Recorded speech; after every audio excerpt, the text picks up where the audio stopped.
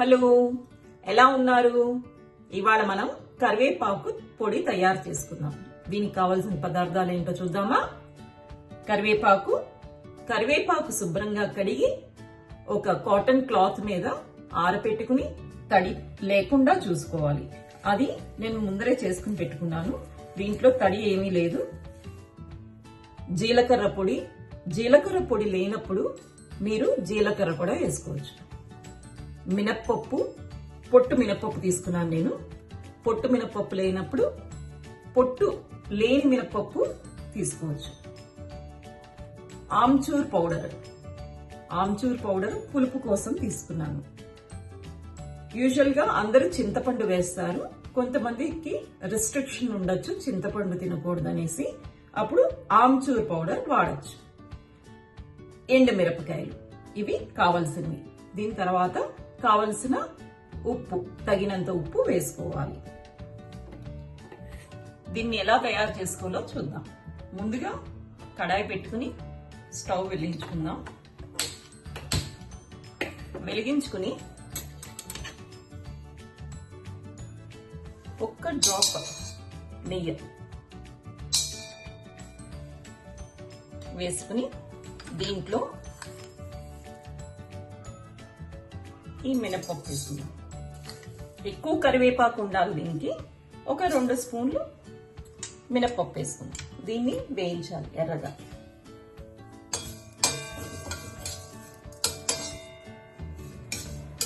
చూడండి, మినపప్పు ఎర్రగా వేగింది. దీంట్లో 1 స్పూన్ జీలకర్ర పొడి వేస్తాను.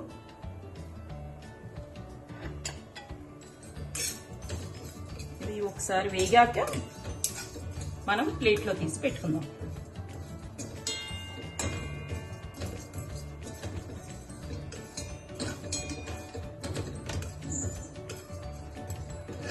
ఈ ప్లేట్లోకి ట్రాన్స్ఫర్ చేసుకుందాం.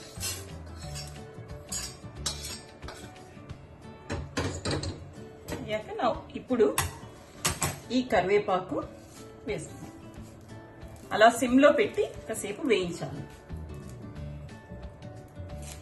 బాగా నల్లగా అవ్వకుండా చూసుకోవాలి.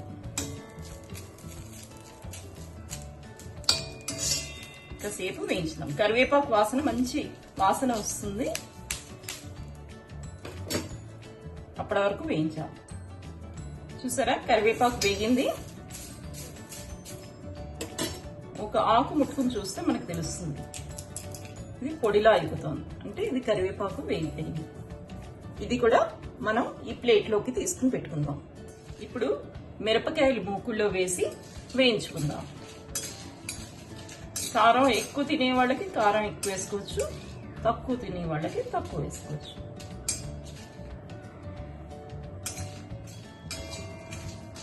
మొన్న నేను మా అమ్మ వాళ్ళ ఇంటికి వెళ్ళినప్పుడు ఈ పొడి తయారు చేసి పెట్టింది మా అమ్మ. చాలా బాగుంది. ఆమ్చూర్ వేసి చేసింది, చాలా బాగుంది. ఇదిగోండి, ఎండు మిరపకాయలు కూడా వేగాయి. ఈ ప్లేట్లోకి తీసుకుందాం. ఇవ్వండి, ఎండు మిరపకాయలు కూడా వేయించుకుని ఈ ప్లేట్లో వేసుకున్నాం.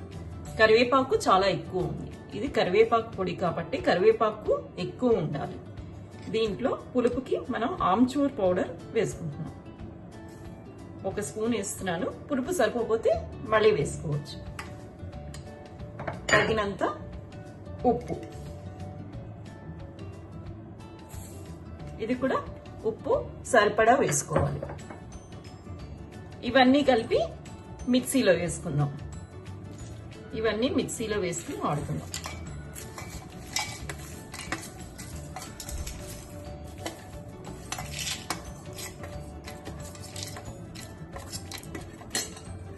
ఇదిగోండి, కరివేపాకు పొడి రెడీ అయ్యింది. మిక్సీలో వేసుకున్నాక ఈ పొడి ఇలా తయారైంది. మనం బాటిల్లో స్టోర్ చేసి పెట్టుకోవచ్చు. ఇది మనం ఇడ్లీలోకి, దోశల్లోకి, వేడి అన్నంలో నెయ్యి వేసుకుని ఈ కరివేపాకు పొడి తింటే చాలా బాగుంటుంది.